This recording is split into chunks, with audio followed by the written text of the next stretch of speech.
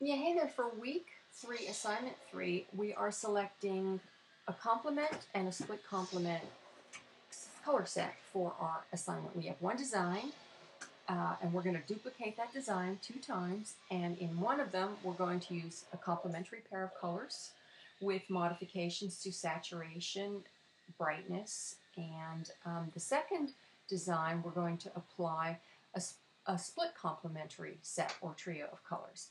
How do we determine what is the correct split complement and what is the correct complementary pair? Well, I recommend sticking to one color wheel because the colors are very different in the traditional color wheel than they are in the additive subtractive color wheels. The traditional color wheel is used for paint, which is made from pigments that have a different appearance than pure color of the additive light color wheel or the pure inks of the subtractive color wheel.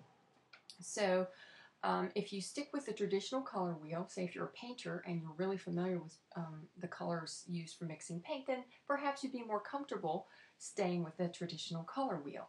If you like to work with digital imagery and you're more familiar with the additive color wheel, that's a good one. And of course, subtractive color wheel, for anybody who likes to work in print or is familiar with it, you know that these are their primary colors, and you may feel more comfortable working with referencing the subtractive color wheel. Although notice that when both color wheels are, the subtractive color wheel is made at maximum saturation, it is exactly the same as the additive color wheel. So it's half, 6 of one, half dozen of the other, as far as the color selection are exactly the same in terms of where they are aligned on the color wheel.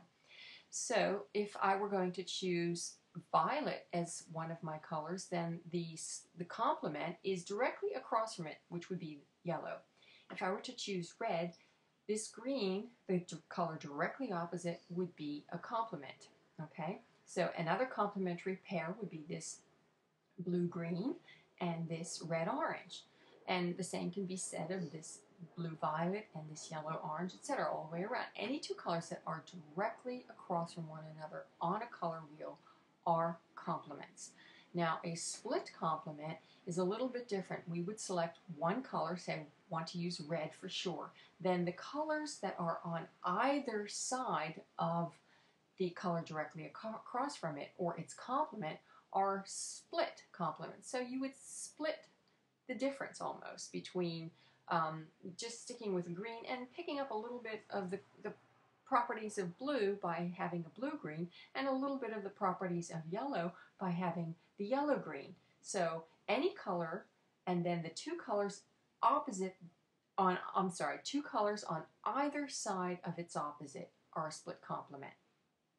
Okay, so if I were going to go with the additive color wheel and say I wanted to use magenta, and my complement would be green.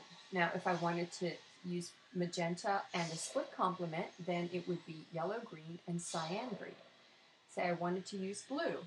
My split complement would be orange and yellow-green. So any two colors that are on either side of the complement are the split complement. So it's like a Y shape. So if you draw a line between, if you draw here we're starting with the blue. If I draw this line and then I make a Y shape, okay, to these two colors across from on either side of the color across from it, that makes a split complement.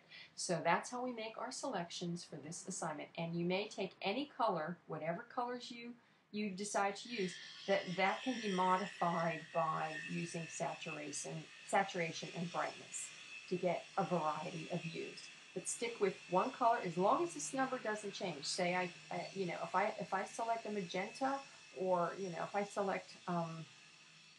I select any color, whatever it is, this color, once I get this color in, this number should not change. These can change. So if you're in HSD mode, these can change as much as you like. But this color for that particular hue should stay the same. I hope that makes sense.